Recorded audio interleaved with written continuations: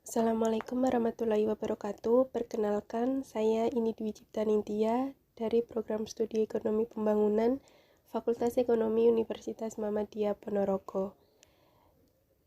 Di sini saya akan mempresentasikan hasil diskusi saya bersama Rini Fadila mengenai analisis keseimbangan pasar dan dinamika pasar tenaga kerja. Analisis keseimbangan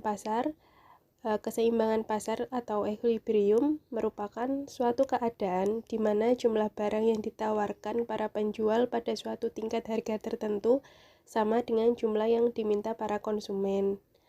Harga pasar merupakan jumlah barang atau jasa yang diperjualbelikan.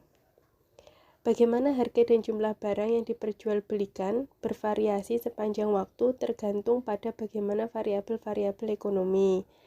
Berikut analisis D dan analisis S, menggambarkan mekanisme pasar.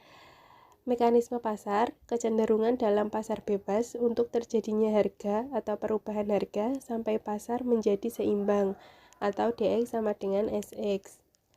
Pasar tenaga kerja. Pasar kerja merupakan seluruh aktivitas dari para pelaku yang tujuannya adalah mempertemukan antara pencari kerja dan lowongan kerja. Proses ini memerlukan waktu yang relatif lama karena pencari tenaga kerja dan pengusaha sama-sama mempunyai informasi yang terbatas mengenai apa yang diinginkan dari bukan pihaknya.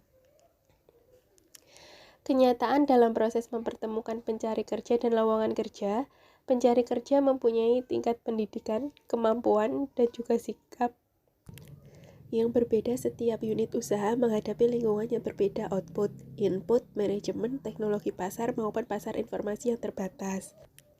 Dinamika pasar tenaga kerja. Pasar tenaga kerja adalah seluruh aktivitas dari pelaku-pelaku yang mempertemukan pencari kerja dan lowongan kerja. Pelaku-pelaku ini terdiri dari 1. Pengusaha yang membutuhkan tenaga kerja, 2. Pencari kerja, 3. Perantara atau pihak ketiga yang memberikan kemudahan bagi pengusaha dan pencari kerja untuk saling berhubungan. Aktivitas-aktivitas dalam pasar kerja. Pengkajian situasi dan gejala-gejala yang terjadi di pasar kerja dimulai dengan menganalisis penawaran dan permintaan tenaga kerja. 1. Permintaan tenaga kerja meliputi perubahan tingkat upah, faktor-faktor lain yang mempengaruhi permintaan tenaga kerja. Yang kedua yaitu penawaran tenaga kerja, merupakan fungsi dari upah, sehingga jumlah tenaga kerja yang ditawarkan akan dipengaruhi oleh tingkat upah, terutama untuk jenis jabatan yang sifatnya khusus. Yang ketiga, penawaran dan permintaan tenaga kerja.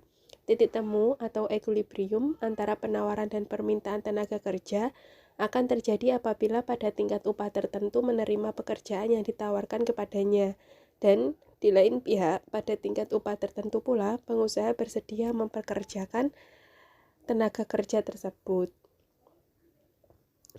Berikut perbedaan lingkungan kerja sektor pemerintah dan swasta dapat dilihat pada tabel. Mengenai perbedaan lingkungan kerja juga mempengaruhi efektivitas pasar tenaga kerja. Berikut kolom dari perbedaan lingkungan kerja sektor pemerintah dan swasta.